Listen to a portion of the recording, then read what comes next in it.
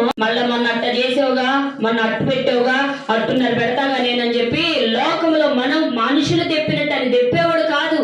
ఆయన నిన్ను జ్ఞాపకం ఉంచుకున్నాడంటే నీకు మేలు చేయటాకే.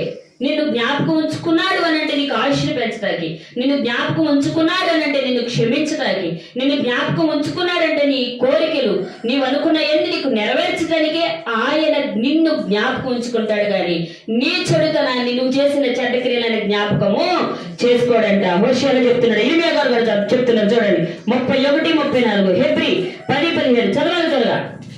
హెబ్రీలకు రాసిన నేను వారికి దేవుణ్ణి అవుతాను, వారు నాకు జనులు అవుతున్నారు.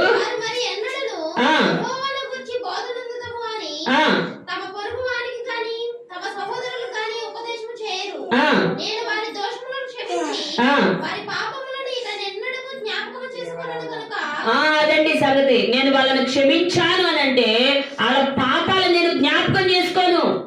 వారి పాపములను వారి అతిక్రమములను ఇక ఎన్నటికి జ్ఞాపకం చేసుకోనని ప్రభువు చెప్పుచున్నాడు. అదండి ఇప్పుడు యెషయాలో చెప్తున్నాడు, ఇర్మియా చెప్తున్నాడు, హోషేయ చెప్తున్నాడు, హెబ్రీ పత్రికలో అపోస్తలుడైన పౌలు గారు చెప్తున్నాడు. వీళ్ళందరూ చెప్పేది ఏంటి నీకంటే ఆయన నీ పాపాలు జ్ఞాపకం చేసుకోవటంలా, నీ చెడుతనం ఆయన జ్ఞాపకం చేసుకోవటంలా, నీ యొక్క పాపాలు, నీ యొక్క అవిధేయతలు ఆయన జ్ఞాపకం చేసుకోవటంలా, వాటి వల్ల ఆయనకి ఏం ఉపయోగం కూడా లేదు.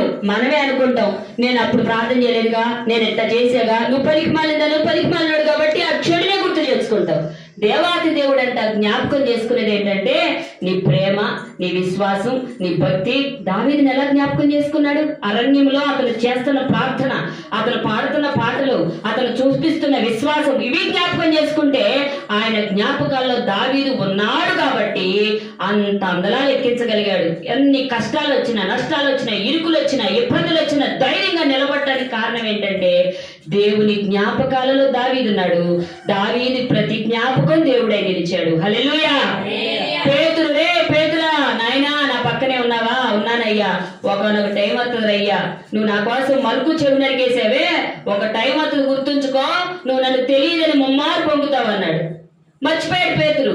టైం వచ్చింది, ఏసైని తీసుకెళ్లారు. తర్వాత చిన్నపిల్లలు వచ్చి కోడి కుయ్యకు ముందే పేతురుని నువ్వు వేస్తూ ఉన్నావు కదా అంటే లేదన్నాడు.